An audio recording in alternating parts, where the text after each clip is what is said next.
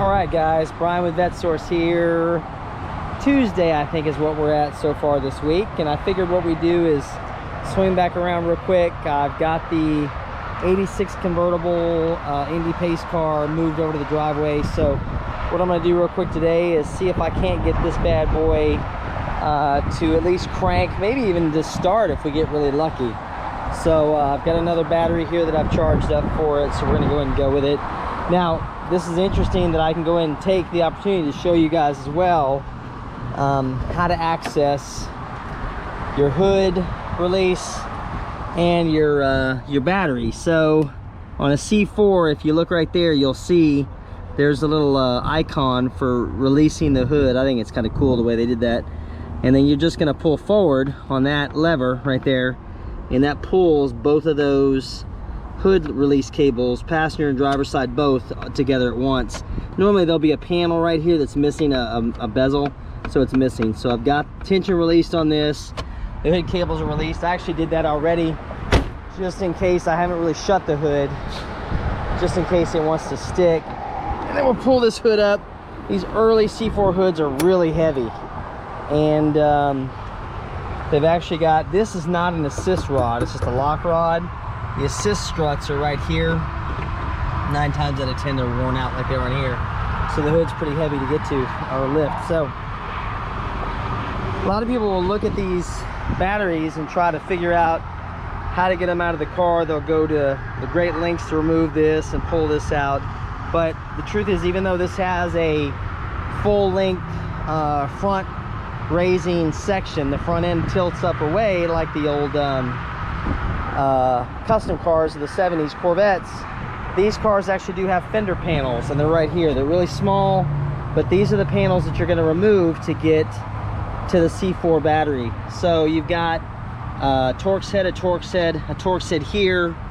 You've got a 10mm bolt that's here, and underneath here, hidden inside of here, there's a 10mm. It's actually right, see where that depression is right there. That's where that bolt's at. So you'll have to stick a wrench in there to get that out. This one's already pre-loosened, so all I'm gonna do is pull straight out, and you can see they actually broke this panel, taking it on and off multiple times. But looking at it now, you can see where that bottom 10mm is, so that's what confuses people a lot. So it's a 10mm there, 10mm there, and 3 T30 Torx bolts that go in right there. That's what holds that panel in place. So then once you have that off, you just pull the old battery out, put the new battery back in. So it's just as easy as that. So I'm gonna go get my battery studs, because I realize now looking at it, they took the battery post studs out of this one. And we'll see. This is a fresh battery. Let's see what it does for us when I get back out there and hook it up. So hang tight, I'll be right back. Okay, back again. Let's go ahead and attach our battery leads here, our battery terminal posts, and let's see what we can come up with. So these are just standard, you know, 8mm side post GMs, which are fairly easy. And let's see how she cooperates. Oh, get a spark. Something's working. Oh, there we go. Now this car has been off the road for, at the very minimum, 10 years. So let's see what it decides it wants to do for us. Okay, so we're in here and we got the key off. So let's just turn the key forward and see what we get. And we get nothing. Oh, the headlights work. One of them works, kind of. No. No, wait. Do I have a blinker? I got a blinker. I got that blinker. Man, and I got nothing. Oh, wait a minute. Oh, look at that. Oh. Interesting. Okay. So I got no power to the dash, but I've got power to a starter. I can hear that relay cycling, but I got a bad starter. That's what I've got. which is not surprising given the amount of time it's been sitting. Okay. Huh. Now, I'll use this as an example, okay? So, I didn't expect this to do much, but it really didn't do anything for me. So there's not much. So when you're looking at a car that's been sitting for this long, guys, what you're first going to want to do is you're going to want to obviously hook your battery up, throw your key into it. You're going to hear the relay. That's actually the fuel pump relay that we're hearing cycling right there. And then that way at least you can see if the thing will crank. Without it cranking, this one wants to, but the starter's been sitting. Now more than likely I can get underneath there with a hammer and get that starter broken free. The other thing you're going to want to check too on the Corvettes is for fuel pressure. Now I tell you the truth, I don't bank much on this fuel pump being good.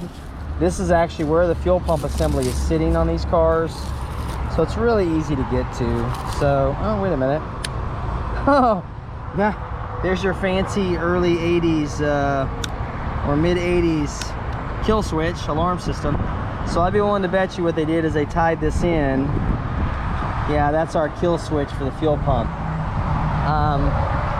But again, it's been sitting for so long that we don't have any starter power. The starter's locked up. Well, let me see something here when I'm trying to take off, and it won't. Is the Schrader valve is right there, so I could also check it to see if I've got fuel pressure, but I can't get that piece off just yet. So what we're going to do is we're going to consider this kind of a failure point right now, because I don't know. Well, you know what, maybe that is too.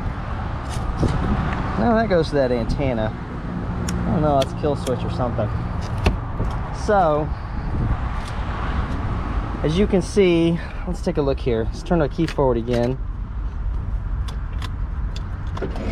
Oh, no, the window just worked. What about the seats?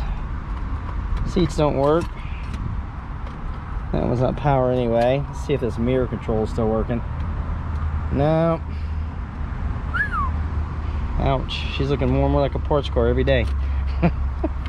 So, yeah, no, she's not going to do anything, guys.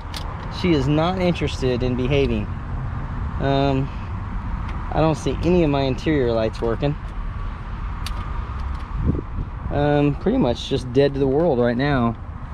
So I think that I'm gonna have to do a little more exploring on this and see what I can come up with. So let me dig around on this off camera and I'll be right back. Hang tight, guys. Okay, we grabbed our trusty vice grips, and no matter what I want to do, that starter is not going to cooperate. So, but at the very least, I can see if I can even make the vice grips take this off, if I've got any fuel pressure, which I doubt it, but I do want to see. So this Schrader valve here, this would that's nice. So this would be where you check your fuel pressure at. Now if I had any fuel pressure, I probably would still have some here on this line. Oh no, look at that. There's fuel pressure. Okay, so the fuel pump is actually working to a certain extent. So what's amusing, guys, is what I thought was going to be broken is probably not broken. Instead, it's the starter, which generally, yeah, there's that fuel pump relay again. That is amusing. Okay, let's take a look at that Schrader valve again. That would be very laughable to me, guys, if the fuel pump's still working. Let's see. Oh yeah, it's dribbling fuel. Yeah, it's not that much, but that means it's actually kicking fuel up there. So I'm gonna put that cap back on there again, and we'll do a little further troubleshooting. So since I obviously not gonna be able to get it started, let's go ahead and see if we can get the convertible top down, just so you guys can see how this all comes apart. So the early 86 cars, these C4s all have manual convertible tops. Man, it's toasty outside. And ooh, that is rusty right there. There's been some moisture in here. So what you do to get these off, guys, I'm laughing because everything about this car is not cooperating. Oh yeah. Okay. These are the latch handles, okay, that remove the header panel, the convertible top header panel, and I can't even get these to move in the unlocked position. No, those aren't moving. So what you'll do normally to get the convertible top off of a Corvette is you'll pull these handles straight back towards you, and they go over to the side right here, right? And then back here there's a handle right here that you release. The early cars just have this manual release, and that pops those rear pins right back here. And then the convertible top, the back of it folds up, and then you open the deck lid, and then the whole thing folds back into this space back here. But with this doing what it's doing, I'm not gonna be able to show you that either. So turning the key off, not to waste my battery. I think still got a good, no, kind of a good dash pad. Not really. I can see where it's warped. So this may just become a time-lapse complete disassembly, or disassembly as I show you guys what it takes to take one of these down and apart, kind of like what I did with that 91, even though I still haven't quite finished that 91 yet. So unfortunately, I think, guys, this is going to wrap things up today, because I was hoping to be able to show you a lot more, but it really didn't want to cooperate. It's been sitting for a long time, and obviously kind of a wet environment, so it's really not behaving. So we'll find some more goodies to play with tomorrow when I get back out here.